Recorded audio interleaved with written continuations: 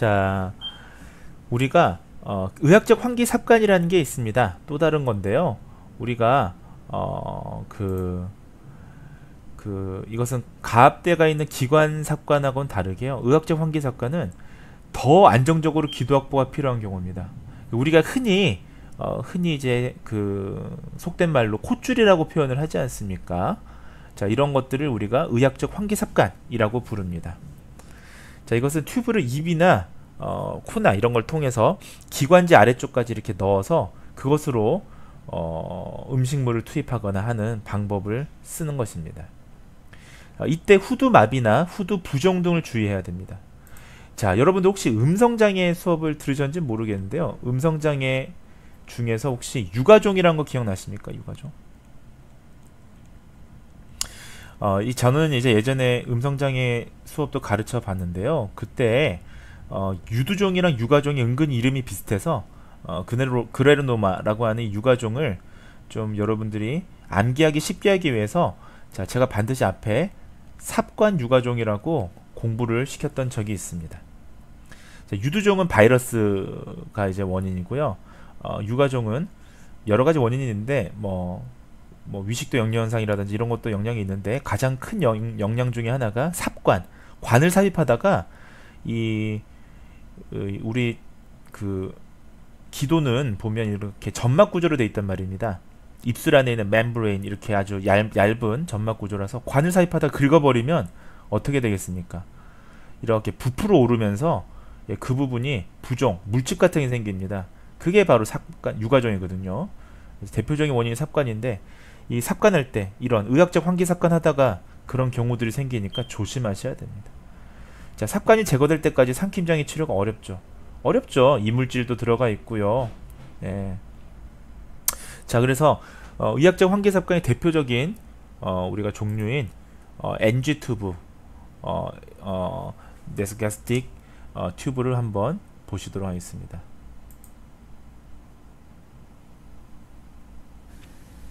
You'll need 14 to 16 French gauge nasogastric tubing, water-soluble lubricant jelly, catheter-tip syringe, a suction drainage system, and hypoallergenic tape. Also ready, a glass of water with a drinking straw, and within easy reach of the patient, a towel, tissues, and the emesis basin. 여러분들은 인석션이나 이런 걸 좀 보기 위해서 보는 게 아니고요. 그러니까 지금 의학적 환기삽관이 어떻게 지금 이루어지고 있는지 정도만 간략하게 좀 보시고 넘어가도록 하겠습니다. Our patient is placed in high Fowler's position with shoulders well elevated.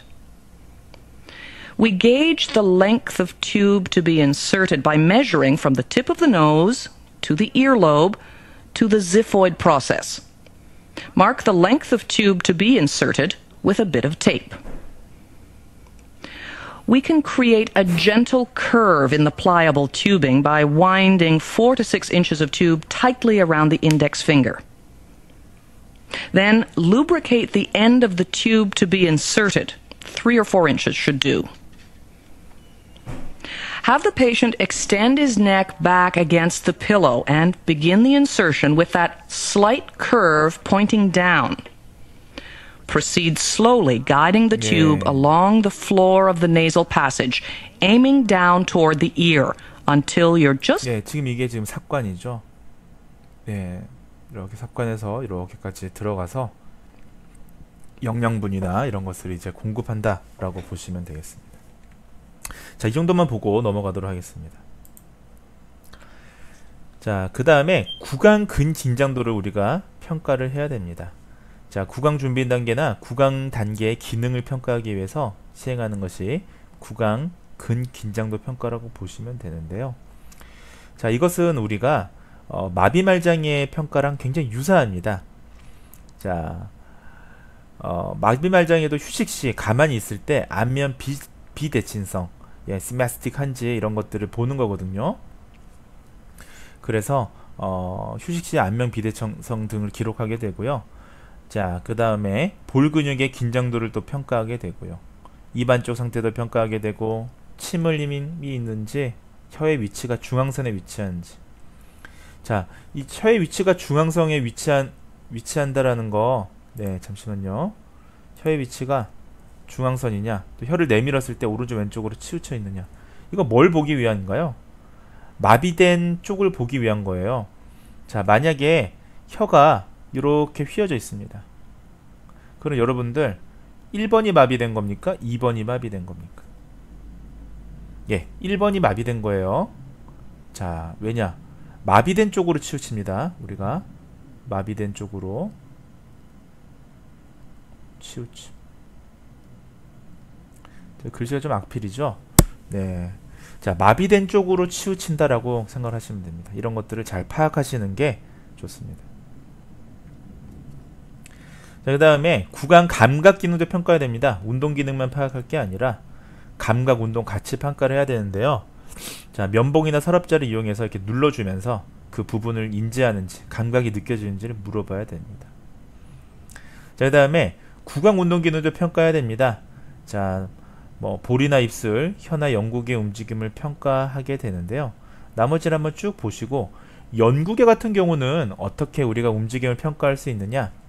가장 간단한 게 그 음절 형태로 우리가 산출하는 거예요. 그래서 언어치료사가 이런 거 좀 상킴장애가 좀 어울립니다. 예컨대 제가 한번 영상에서 한번 보여드릴게요. 가, 할 때 가가가 할 때 이게 지금 영국의 파열음이니까 파열되기 위해서 네, 혀가 영국에 부착됐다가 파열되지 않습니까? 이런 움직임 인지를 관찰해야 되는 거예요. 자, 나머지 그다음 입술 같은 경우는 이, 우, 오 이렇게 입술 둘레근이 잘 되는지 파악하고 뽀뽀 이렇게 하듯이 이렇게 하고 서랍자로 눌러줍니다. 그래서 힘도 파악하게 되고 혀의 좌우 운동, 전후 운동을 파악하게 되죠. 이 구강 운동 기능 이거는 실제로 마비 말장애 평가하고 상당히 유사합니다. 자, 그렇게 이해하시면 되겠습니다. 자, 그 다음에 인두 기능을 평가해야 됩니다. 자, 이렇게 많습니다. 우리가 평가할 때. 이렇게 많으니까 우리가 사전 지식을 많이 알아둬야 되는 거죠. 자, 영구개의 기능을 평가하는데요. 손상이 되면 과비성이나 과소비성 이런 것들이 생기게 되고 음식물이 코로 역류되는 그런 문제가 생길 수 있거든요. 그래서 반복 산출을 통해서 영구개의 움직임과 입천장 인두근의 움직임을 관찰해야 됩니다. 자, 발성 시에 과비성도 관찰할 수 있죠. 과비성이 있다라는 건 뭘까요? 이거는 자, 연인두 폐쇄 부전을 우리가 VPI라고 그러죠. 자, 벨로파르자닌 컴플리트 인서피시언트 연인두 폐쇄 부전을 우리가 의심할 수가 있는 것입니다. 자, 그 다음에 구역 반사가 있는지도 한번 보는데요. 만약 구역 반사를 했을 때 동시에 대칭적으로 이게 수축해야 되거든요. 예, 우리가 그 구역질 할 땐 좌우가 같이 동시에 수축해야 되는데 한쪽만 수축한다면 이건 한쪽 영구개가 마비되어 있다라고 보실 수가 있습니다. 근데 이제 문제가 뭐냐면 항상 정확한 건 아닌 게 구역 반사는 한 정상인의 10명 중에 3명 정도는 구역 반사가 없는 경우도 있어요. 무감감하신 분들도 있습니다. 자, 후두 기능. 예, 이런 것들 때문에 우리 언어치료사가 사실은 상킴장애를 국외에서는 많이 담당하고 있습니다. 후두를 직접적으로 관찰하기 어렵잖아요. 그래서 우리가 후두는 간접적으로 관찰합니다. 자, 어떻게 하느냐? 자, 촉지를 통해서 후두 거상이 감소되는지를 보는 거예요. 자, 그 음식물을 삼킬 땐 후두가 올라가야 됩니다. 자, 후두 외부 근육의 역할이 사실 후두를 거상하는 거지 않습니까? 그런 것들을 보고요. 자, 혹시나 음식물을 먹고 난 이후에 쉰 목소리나 가래가 낀 듯한 목소리나 기직성의 목소리가 있는지 이런 것들도 파악해야 되고요. 자, 만약에 기침이라든지 목 가다듬기가 너무 약하다면 이는 음식물 제거 능력이 약해서 그렇다라고 우리가 좀 추론해 볼 수 있는 것입니다. 자, 이렇게 후두에도 기능평가를 시행하시면 됩니다. 자, 그 다음에 음식물을 이용한 임상평가가 있습니다. 액체와 고형 음식을 양을 조절해서 환자에게 이를 제공하고 평가를 하게 되는데요. 평가정의 흡인 여부를 파악해야 되고요. 흡인이 있는 경우에 음식을 이용한 임상평가를 시행하시면 안 되겠죠. 자, 제가 지금 참고하고 있는 교재에는 여러가지 이제 삼킴장애 점검표라든지 뭐 음식을 이용한 평가 과정이라든지 이런 것들이 선별검사 도구라든지 이런 것들이 잘 나와 있으니까 혹시나 관심 있으신 분들은 그 삼킴장애라고 하는 책을 한번 보시면 되겠습니다.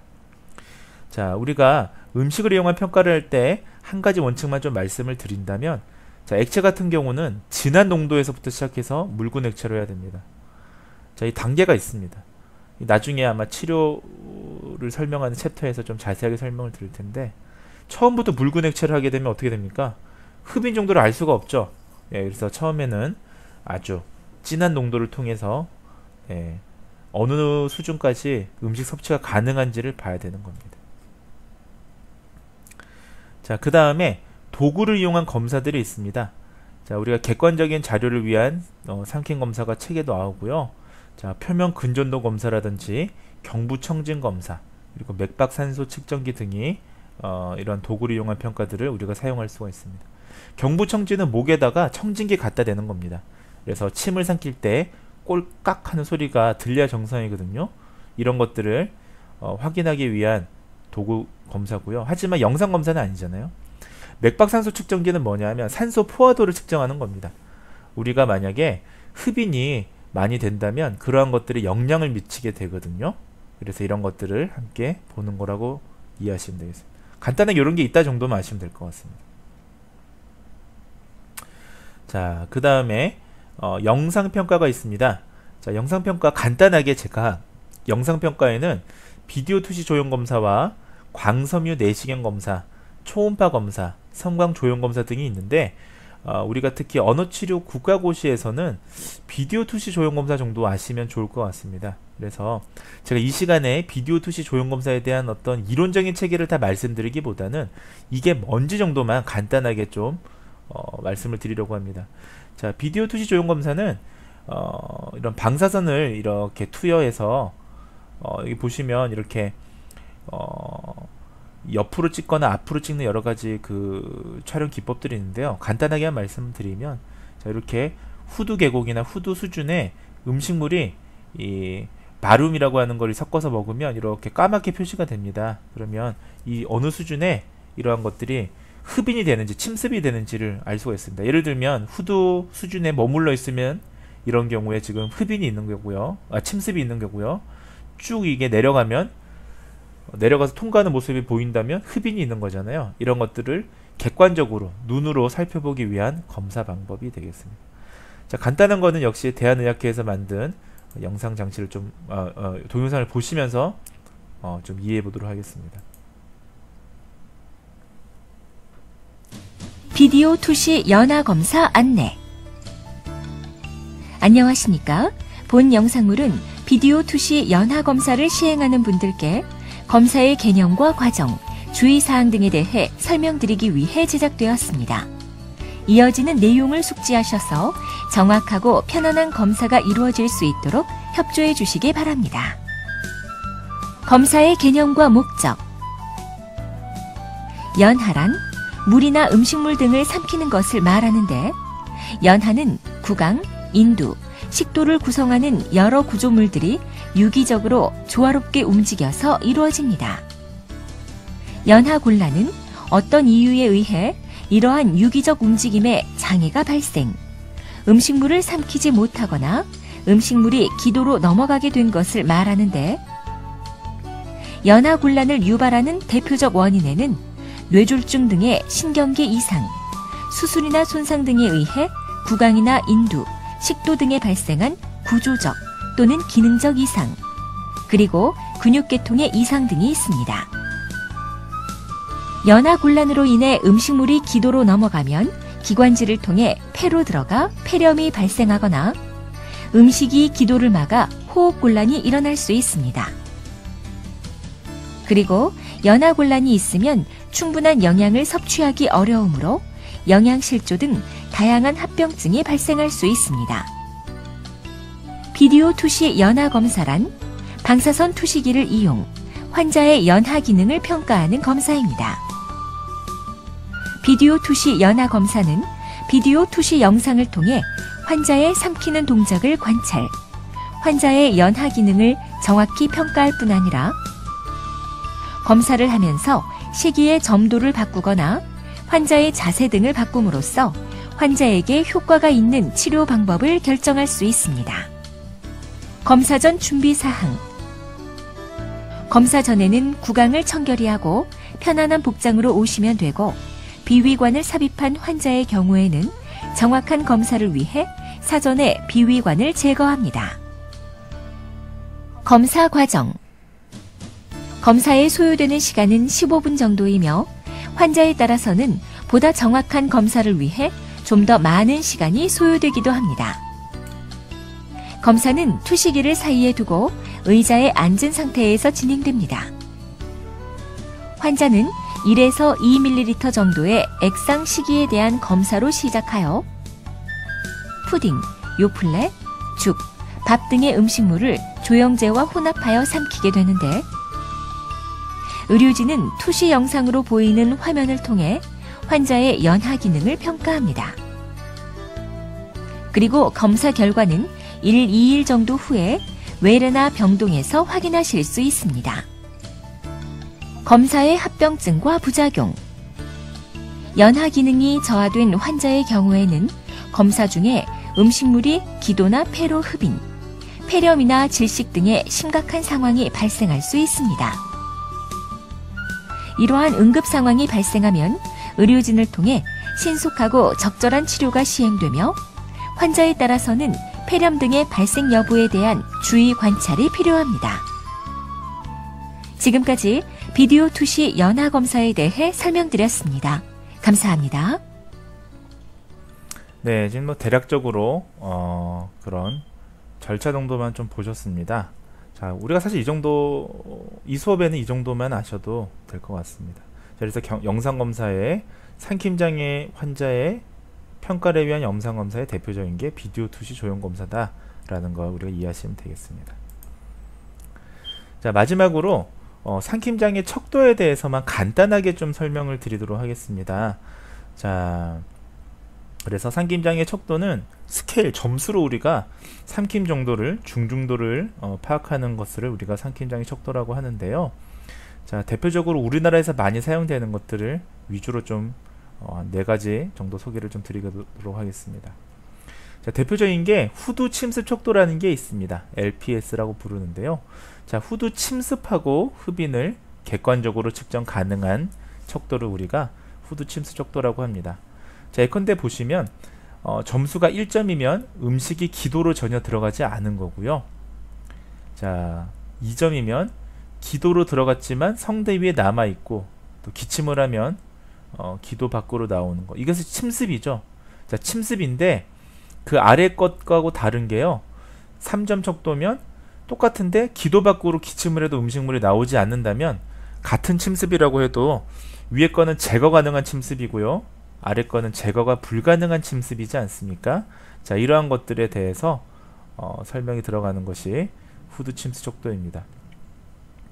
자, 그래서 이것은 뭡니까? 척도가 높을수록 중증도가 심각한 거죠. 자, 그렇게 이해하시면 되겠습니다.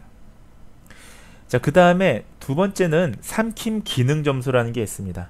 줄여서 우리가 SFSS라고 부르는데요. 흡인 없이 안전하게 삼킬 수 있는 액체의 형태에 따라서 점수를 산정하는 것이고요. 10번 실패 후에 2번 이상 흡인이 발견되지 않으면 자, 우리가 성공적이다 라고 보는 것입니다. 자, 삼킴 기능 점수 역시 마찬가지입니다. 자, 삼킴 기능 점수는요, 이건 반대로 0으로 가면 갈수록 중증이고요. 자, 이건 반대입니다. 위로 올라가면 올라갈수록 점수가 낮을수록 심각한 거다라고 이해하시면 되겠습니다. 자, 예컨대 보시면 삼킴 기능 점수가 0점이라는 것은 우리가 침도 흡입 가능성이 있을 정도로 흡입 위험이 굉장히 높고 액체나 고형 모두 다 흡입할 수가 없습니다. 자, 이런 경우는 비구강 식사, 아까 보셨던 여러가지 환기삽관이나 이런 걸 통해서 영양분을 보충해 줘야 됩니다. 자, 그래서 중상 수준은 severe, 중증에 가깝다 자, 라고 보시면 됩니다. 반대로 삼킴 점수가 가장 높은 6점은요, 물처럼 사실 그 액체 중에서 가장 점성이 낮은 게 물이에요. 그래서 물이 가능하다라는 건 모든 액체가 다 안전하게 삼킬 수 있다는 뜻입니다. 그래서 손상 수준은 정상이다 라고 우리가 보실 수가 있는 겁니다. 자, 그래서 우리의 후두 침수 척도와 삼킴 기능 점수는 점수의 그 스케일을 해석하는 게 다르죠.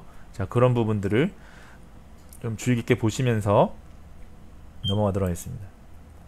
그 다음에 임상 삼킴 척도라는 게 있습니다. 이건 이제 우리나라에서 개발한 겁니다. 서울대학교에서 1998년도에 개발을 했고요. 자, 이거는 그 중에서도 뇌졸중으로 인한 삼킴 장애를 선별할 목적으로 만든 게 바로 이 검사였습니다. 자, 서울대학교 재활의학과 팀이 뇌졸중으로 인한 삼킴 장애를 선별할 목적으로 개발했고요. 자, 총점은 100점입니다. 자, 점수가 아주 이렇게 디테일하다라는 건 아주 자세하게 우리가 평가할 수 있다라는 장점이 있죠. 자, 이것도 역시 점수가 높을수록 심합니다. 자, 그래서 하나씩 보시면 만약에 브레인스텀에 병변이 있으면 0점이고요. 브레인스텀에 병변인, 리든이 있으면 5점으로 이렇게 적정을 하죠. 자, 기관절개관이 있으면 점수가 제일 높죠. 25점. 굉장히 높습니다. 자, 그리고 기침 반사가 제일 높죠. 기침 반사가 있으면 역시 30점입니다. 자, 기침을 계속 하는 거죠. 이런 경우들 점수를 다 매겨서 우리가 삼킴, 뇌졸중으로 인한 삼킴 장애를 선별해서 우리가 그런 사람들에게 보다 더 구체적인 진단을 시행하거나 아니면 치료를 진행할 목적으로 만든 게 CDS다. 임상 삼킴 척도다라고 보시면 되겠습니다. 자, 그 다음에 기능적 삼킴 장애 척도라는 게 있습니다. 자, 우리가 어떠한 검사 도구든지 언어 치료에서 기능적이라는 게 들어가면요, 어떤 고정되어 있는 형태가 아니라 어떤 이동 시간이라든지, 자, 여기 보십시오. 구강 이동 시간도 여기 들어가 있죠. 아까 거랑 좀 다르죠. 그 다음에 역류라든지 이런 그야말로 기능을 보는 것을 우리가 기능적 삼킴장애 척도, 기능적 검사다라고 얘기를 합니다. 자, 이것은 단독으로 시행되는 게 아니라 우리가 시간이나 이런 거 눈으로 봐야 되니까요. 비디오 투시 조형 검사 과정에서 함께 평가를 합니다. 그래서 실제로 저도 이제 그 삼킴장애 치료사로 일을 할 때요. 그 언어 치료사이지만 저도 이제 삼킴장애 치료사로 이제 활약을 했었는데, 그때 우리가 한 달에 한 번씩 이제 그 환자분들이 비디오 투시 조형 검사를 통해서 회복 정도를 판단을 하세요. 자, 그때 제가 제일 많이 받아봤던 척도 평가는 이 FDS였습니다. 그래서 FDS가 왜 많이 되냐면 그 비디오 투시 조형 검사 과정에서 제일 많이 사용되기도 하고요. 또 보시다시피 기능적인 부분들이 많이 들어가 있기 때문에 삼킴 치료에 더 많은 정보를 제공해 준다는 장점이 있습니다. 자, 그 다음에 새로운 비디오 투시 조형 검사 척도라는 게 또 개발되어 있습니다. VFSS라고 해서 비디오 투시 조형 검사 이름하고 똑같은데요. 이것도 역시 비디오 투시 조형 검사 과정에서 이용이 많이 되고요. 이것도 임상에서 좀 많이 사용되는 것 같습니다. 총점은 100점이고요. 점수가 낮을수록 정상 기능이라고 볼 수가 있고요. 자, 이것도 역시 기능적인 부분에 초점을 둡니다. 그래서 뭐 몇 가지만 보시면 역시 마찬가지로 구강 이동 시간이나 인두 지연 시간까지도 같이 보죠. 네, 이런 것들을 통해서 우리가 기능적인 부분을 파악할 수 있다라고 볼 수가 있겠습니다.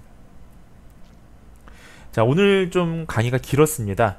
자, 그래서 오늘 사실 평가에 대한 아주 여러 가지 내용들을 말씀드렸는데요. 여러분들이 임상평가, 일반적인 임상평가부터 사전평가, 그리고 도구를 이용한 비영상평가와 마지막으로 영상평가, 그리고 삼킴장애 척도까지 오늘 굉장히 방대한 분량의 내용들을 학습하셨습니다. 자, 여러분들 어떠세요? 예, 벌써 이렇게 삼킴장애 전문가가 된 것 같은 기분이 들지 않으십니까? 자, 여러분들 이 평가 같은 경우를 잘 학습하셔야 실제 임상에서 잘 좋은 치료를 시행할 수가 있습니다. 그래서 긴 시간 여러분들 경청해 주셔서 감사합니다.